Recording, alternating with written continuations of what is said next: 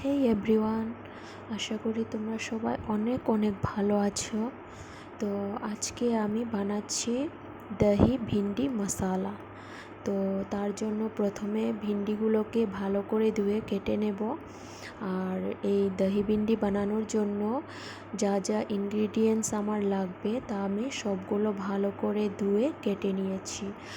পেঁয়াজগুলোকে কুচি কুচি করে কেটে নিয়েছি, আর তার সাথে টমেটো কেটে নিয়েছি, তার সাথে কিছু কাঁচা লঙ্কা, রসুন আর আদা। কাঁচা লঙ্কা, রসুন, আদা একসাথে আমি পেস্ট করে নেব।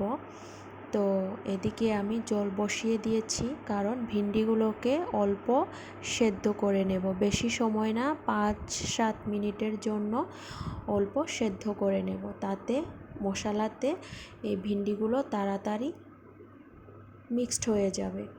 তাই ভিন্ডিগুলোকে বসিয়ে দিলাম সেদ্ধ হওয়ার জন্য। আর এদিকে আমি ডালটা করে নিয়েছি। ডালের সাথে আর ছোটো মাছ ছিল, সেগুলোকেও আমি অল্প ঝোল করে নিয়েছি। এই আমাদের এখানে একটা ওই টক পাতা আছে, সেটা নিয়ে আমি ঝোল করে নিয়েছি। তো এবার শুরু করব ভিন্ডি মশালা রান্নাটা। তো প্রথমে কড়াইয়ে তেল দিয়ে দিলাম, তাতে সামান্য কালো জিরে দিয়ে দেব।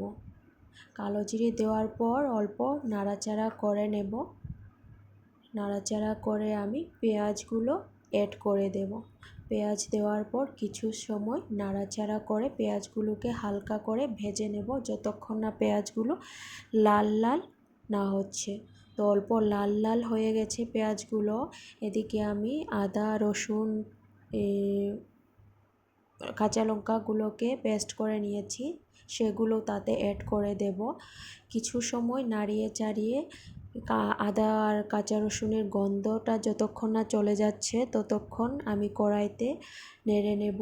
এদিকে আমি দই নিয়েছিলাম বাজার থেকে, ছোটো এক কৌটো দই এনেছিলাম, তা বের করে নিয়ে তার সাথে হলুদ গুঁড়ো, লঙ্কা গুঁড়ো আর জিরে গুঁড়ো ভালো করে মিক্সড করে নেব। মিক্সড করে একটা পেস্ট বানিয়ে নেব ভালো করে। তো এদিকে আমার ভিন্ডিগুলো সিদ্ধ হচ্ছে, 5 মিনিট এখনও হয়নি। আর গ্রেভিটা ভালো হওয়ার জন্য আমি তাতে অল্প করে কর্নফ্লাওয়ার অ্যাড করে নিয়েছি। তো মশলাগুলো আদা রসুনের কাঁচা গন্ধটা চলে গেছে, তো আমি এটাতে দইয়ের যে পেস্টটা বানিয়েছিলাম সেটা অ্যাড করে দেব।